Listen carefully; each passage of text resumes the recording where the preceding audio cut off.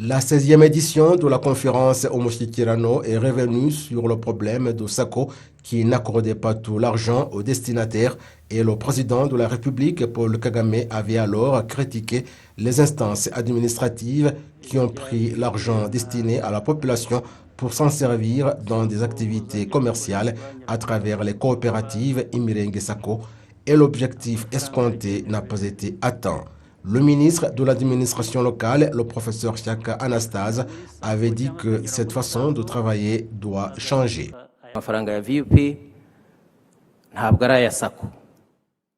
L'argent de VOP n'appartient pas au SACO car ils ont leur capital et disposent des procédés pour accorder des crédits aux personnes aisées et indigentes, mais le VOP, c'est le soutien du gouvernement aux personnes nécessiteuses qui passent par les SACO. Pour que le VOP atteigne ses objectifs, les instances de base, nous allons fournir des efforts pour faire le suivi afin qu'on trouve de bons résultats.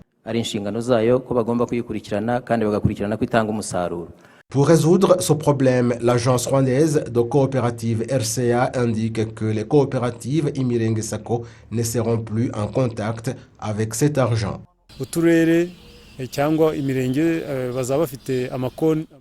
Les districts ou les secteurs vont disposer des comptes dans les SACO et lorsqu'ils auront choisi quelqu'un, il se rendra au SACO retirer l'argent et le remboursement passera par SACO et ce n'est plus 11% des frais de commission mais plutôt 2%. C'est comme avant, ce qui est nouveau, c'est que les instances de base s'approprient l'affaire et nous espérons que ça va bien fonctionner dans l'intérêt des Rwandais en général. Et cette façon de donner 80 000 à quelqu'un qui a besoin de 5 000 n'existe plus.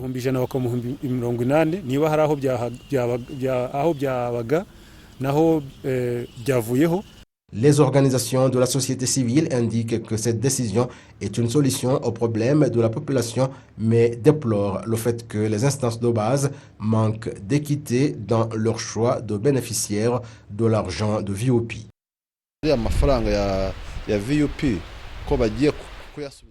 Nous sommes préoccupés que cet argent des VOP revienne aux instances de base car il peut y avoir le manque de responsabilité et trouver que ce sont les proches, les frères, oncles et tantes qui reçoivent de l'argent. Nous estimons qu'on peut pour certains responsabiliser les organisations de la société civile pour les aider, faire l'inspection et donner cet argent et les instances de base procéder au contrôle pour voir si les gens ont obtenu l'argent.